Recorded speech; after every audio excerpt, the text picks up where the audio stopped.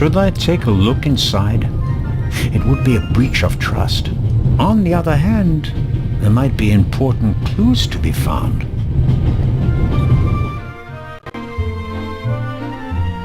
Some letters. Private.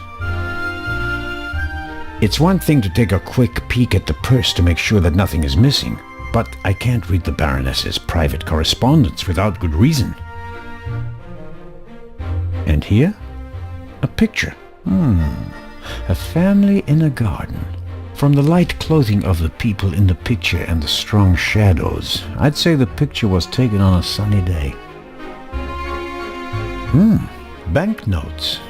British pounds, French francs, Italian lira, much more than most would carry with them, but probably suitable for a wealthy lady like the Baroness.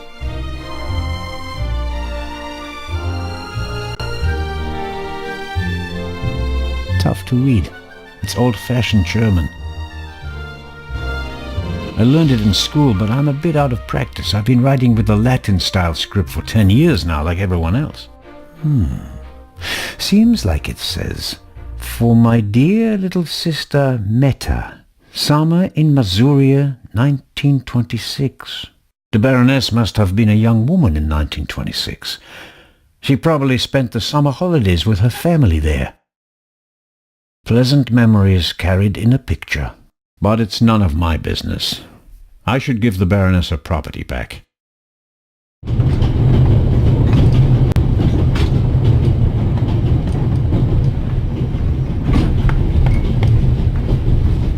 Oh, Inspector, did you find the Baroness's purse? I did indeed. You did? Out of my way, James. Oh, wunderbar. Tremendous work, Inspector. Constable, Baroness. Constable Anton Jakob Zellner, at your service. May I ask you where this beautiful train is taking you? To the madhouse, I'm afraid. One is close to the brink of insanity with this constant shaking and rattling. Have you ever tried flying, Baroness? Do you know how little luggage one is permitted upon an aeroplane? It defies all reason and good taste. Have you heard about the burglary at the British Museum? Heard about it? I'm directly affected by it. How so? I'm in charge of the Friends of the British Museum. And for your information, I'm financing the exhibition. Exhibition? What exhibition? The exhibition in Cairo. Where did you think we were going? The eyes of the Sphinx were supposed to be exhibited together for the first time in decades. Now that one of them is gone, the exhibition will be rather less sensational than we'd hoped.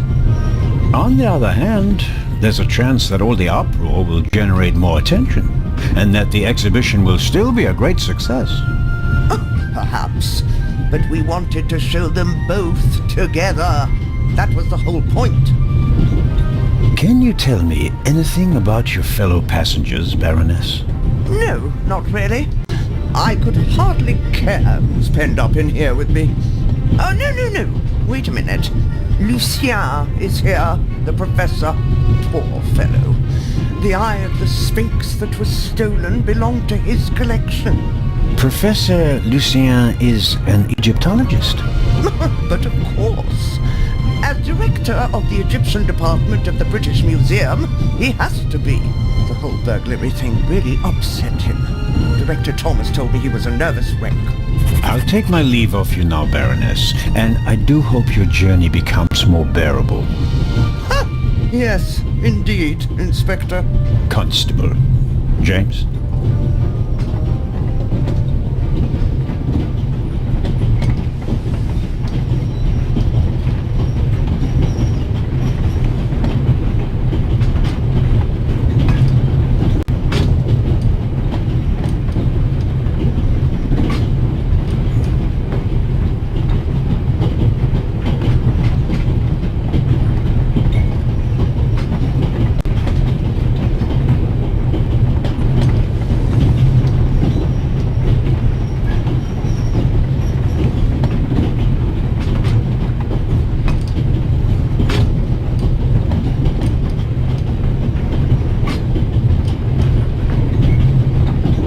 Professor Lucien.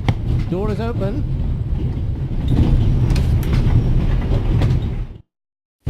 How can I help you, Constable Zellner? I believe you and the inspector do know each other. What makes you think that? It seems like the two of you are running a haulage company specializing in safes.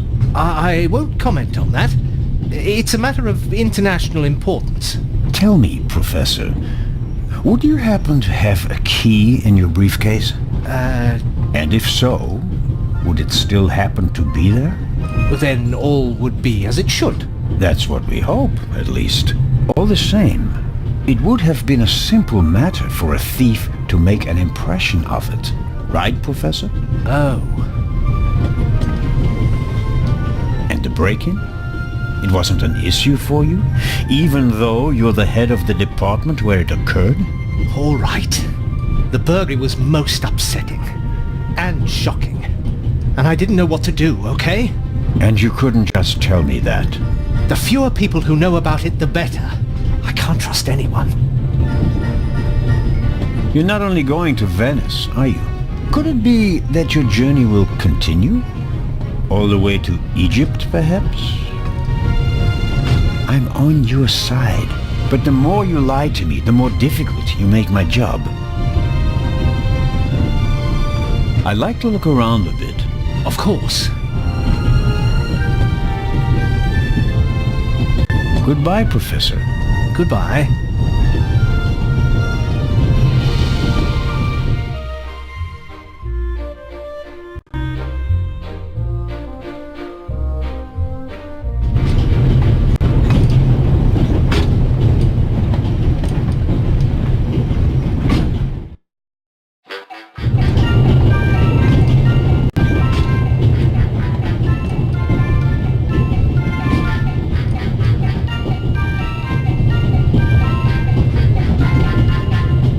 What? Someone broke off the radio's antenna.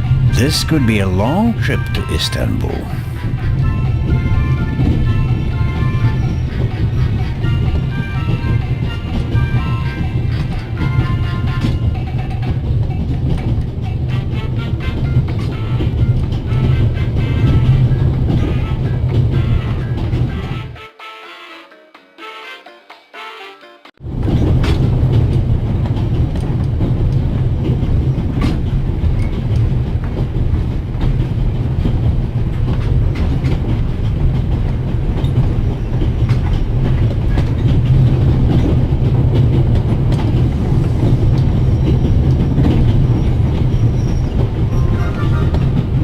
The butler, this James, seems to have escaped the Baroness.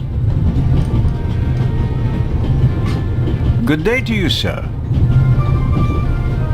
Can I be of any assistance, sir? I wanted to ask you a few questions. Where did you and the Baroness board the train? In Paris, sir. The Baroness was there on behalf of a charity that she supported for many years. So you weren't in London when they broke into the British Museum? We may have been, actually. We left for Dover bright and early the morning after the burglary. But it was in Paris when we first heard of it. The morning paper in London didn't mention the unfortunate event, sir. And just 2 days later, you're on a train bound for Switzerland. The Baroness certainly gets around. Indeed, sir. We are practically always on the go.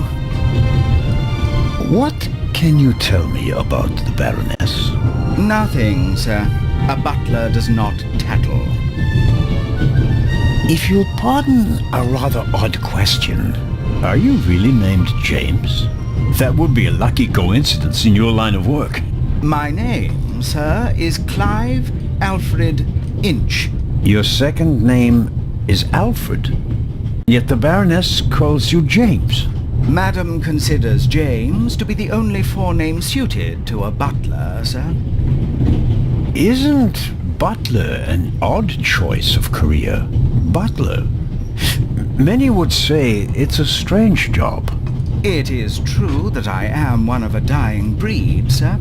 The war claimed a generation of butlers. Have you been to war as well? Indeed, sir. I was a groom for a cavalry officer. When you British talk about war, one is never sure which war you mean. It seems the situation hasn't changed much since the 30 Years' War, has it? Shrapnel from a bomb dropped by a Fokker would not have wounded me in the 30 Years' War, sir. No, of course not. Goodbye, James. Or Alfred.